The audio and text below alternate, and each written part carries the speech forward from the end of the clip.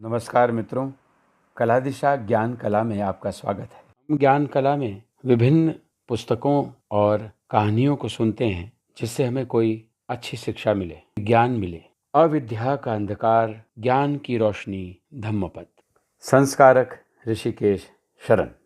मन विजय करें श्रृंखला में प्रस्तुत है धम्मपद वर्ग 1 से 7 गाथा और कथा में यमक वर्ग से दूसरी कहानी मट्ठ कुंडली की कथा।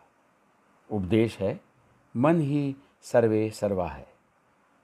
इस कथा की गाथा या श्लोक है मनोपूबं गमाधम्मा मनोसेट्टा मनोमया मनसा चेत्प्रसन्नेन भासति वा करोति वा ततोऽनं सुखमन्वेति छायाव अनपायिनी। इस श्लोक का अर्थ है मन सभी धर्मों का प्रधान है। पुण्य और पाप सभी धर्म मन से ही उत्पन्न होते हैं। यदि कोई प्रसन्न मन से कुछ कहता है या कुछ करता है तो उसका फल सुख ही होता है।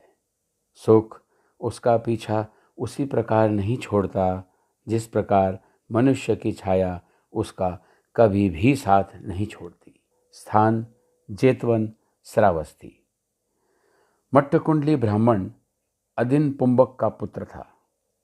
पिता बहुत ही कृपण था और कभी भी दान्य पुण्य नहीं करता था।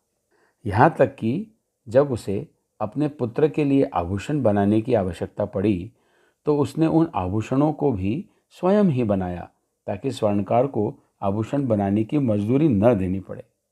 जब उसका पुत्र बीमार पड़ा तब पैसे बचाने के लिए उसने चिकित्सक को भी इलाज के लिए नहीं बुलाया। लड़के की तबीयत बिगड़ती गई।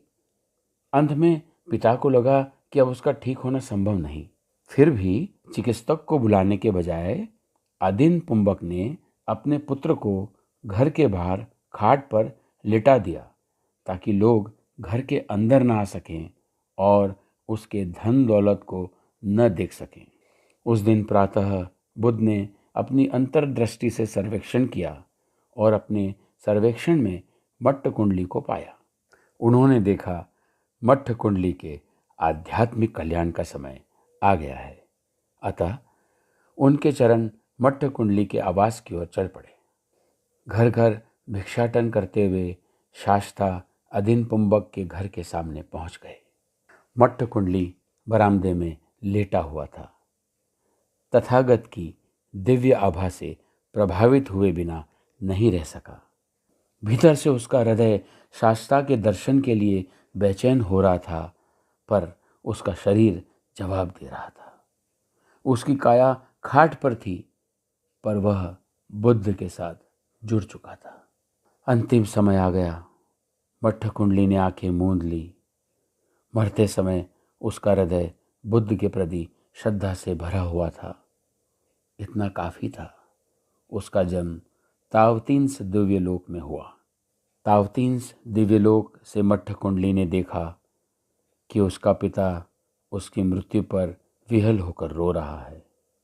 अतः वह अपने पुराने रूप में पिता के सामने प्रकट हुआ। उसने अपने पिता को अपने पुण्य जन्म के बारे में बताया तथा आग्रह किया कि वह बुद्ध को भोजन के लिए आमंत्रित करे। बुद्ध भोजन के लिए आमंत्रित हुए।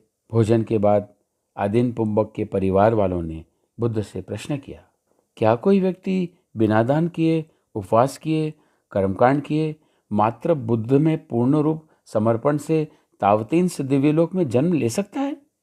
प्रत्युत्तर में बुद्ध ने मट्ठ कुंडली को उपासकों के सम्मुख प्रकट होने के लिए कहा।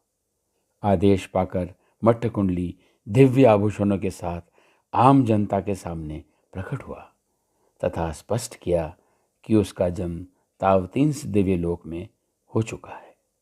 उसे देखकर सबों ने विश्वास करना पड़ा कि बुद्ध के प्रति पूर्ण समर्पण मात्र से ही मट्ठ कुंडली को इतना अधिक लाभ हुआ था। इस कथा की टिप्पणी ये है, मनुष्य के जीवन में जो कुछ भी घटित होता है वह विचारों का ही परिणाम है।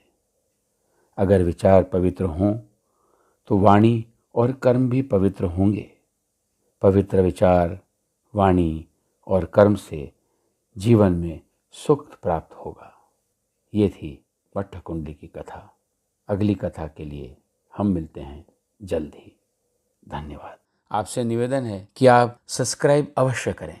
सब्सक्राइब बटन को दबाइए कि बेल आइकन जरूर दबाएं और हर गाथा की सूचना पहले ही पाइए, ताकि आप हर गाथा को लगातार देख सकें। बहुत बहुत धन्यवाद। सब्सक्राइब करना ना भूलें।